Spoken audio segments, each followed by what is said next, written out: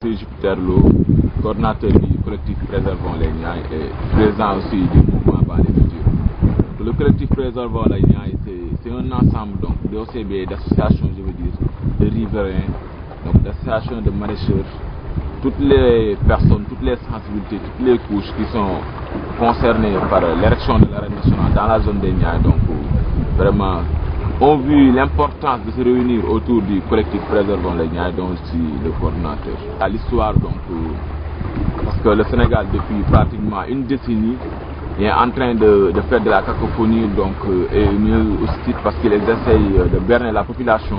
Ils ont dans un premier temps choisi Colobane, puis les alentours du stade, le poste à Senghor, ils sont revenus à Pékin pour dire le technopole. Finalement, ils sont partis vers Postiaroy pour revenir dire Diamniadio, et là, ils disent technopole. Et quand on a démasqué leur façon de communiquer pour berner la population, donc ils ont finalement avoué que l'arène s'érigera donc dans ce qu'on appelle Pékin d'Agodan. Donc on peut dire que c'est le centre, c'est la capitale de Pékin. Donc. Et ce qui m'attriste et me touche, non seulement ils veulent remblayer donc, ce qu'on appelle le poumon vert, parce que c'est une zone humide et nous savons tant bien l'importance des zones humides maintenant vraiment dans l'écosystème. Donc ce que jouent ces zones humides, et qui dit humide donc dit une zone verdoyante, donc c'est la verdure pratiquement.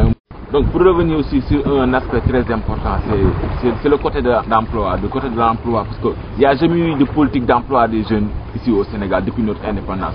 Et là, des jeunes ont réussi à vraiment exploiter ces terres parce que c'est une zone humide. On peut y développer des activités maraîchères toute une année.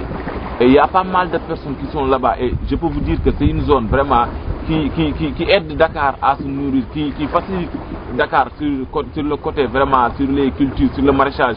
Donc si aujourd'hui ces emplois étaient amenés à disparaître, non seulement on aura pour des emplois directs, on peut avoir plus de 100 personnes, parce que là on parle des cultivateurs, mais il y aura aussi d'autres, c'est-à-dire des emplois indirects, les femmes qui vont là-bas pour acheter par exemple les légumes et tout, mais est-ce qu'ils vont trouver ces légumes? Et ça a compté aussi, on assistera à une flambée des prix, par exemple des légumes, parce que aussi c'est une zone qui vraiment ravitaille qu'ils arrêtent de baratiner la population en leur disant qu'aujourd'hui ils disent que c'est 7 hectares, demain 21 hectares. Et même si c'est 7 hectares, revenons sur ces 7 hectares.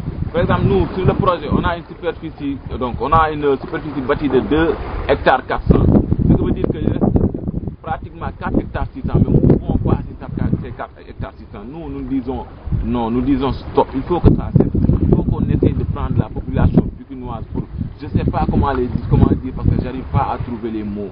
Donc il faut que vraiment l'État érige ce terrain, il faut qu'il passe d'abord sur nous. Et nous sommes là et nous serons toujours là. Jusqu'à qu'il aille perdre nos vies, nous serons là à défendre ce programme.